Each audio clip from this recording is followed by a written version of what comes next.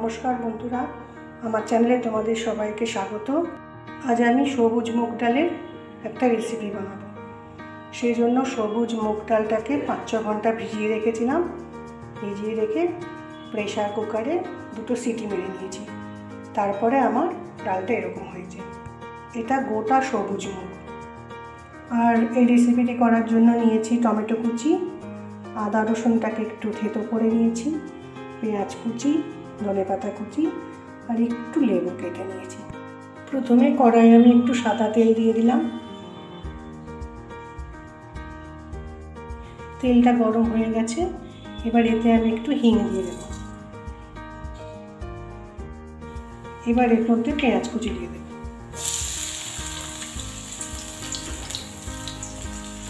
পেঁয়াজ কুচিটা দিয়ে একটু ভালো করে ভেজে নেব।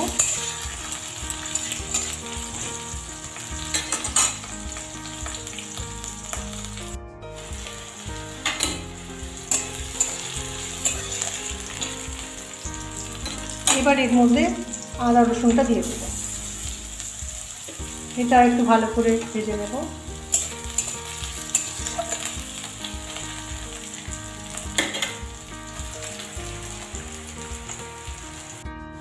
আদা রসুনের কাঁচা গন্ধ চলে গেছে।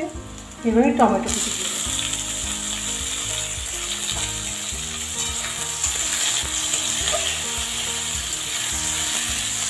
খুব ভালো করে একটু ভেজে নেব। পেঁয়াজ, টমেটো, আদা রসুন আমার খুব ভালো করে ভাজা হয়ে গেছে। এবার আমি ডালটা দিয়ে দেব। খুব ভালো করে মিশিয়ে নেব।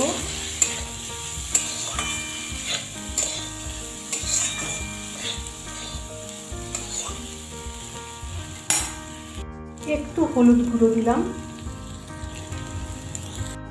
একটু লঙ্কা গুঁড়ো দিলাম, একটু নুন দিলাম। খুব ভালো করে মিশিয়ে দেব।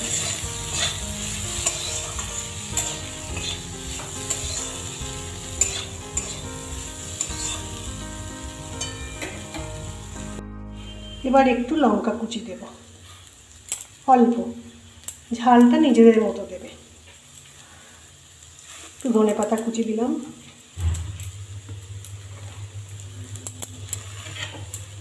ভালো করে মিশিয়ে নেব।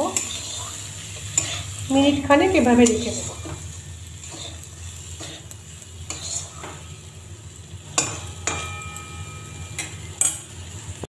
এবার আমি এর মধ্যে লেবুর রস দিয়ে দেব।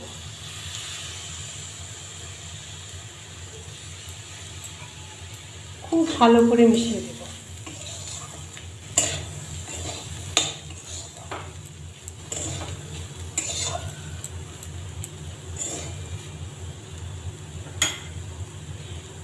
আরও কিছুক্ষণ এভাবে রেখে নামিয়ে দেব। সবুজ গোটা মুগ ডালের চটপাটা রেসিপিটি আমার তৈরি হয়ে গেছে।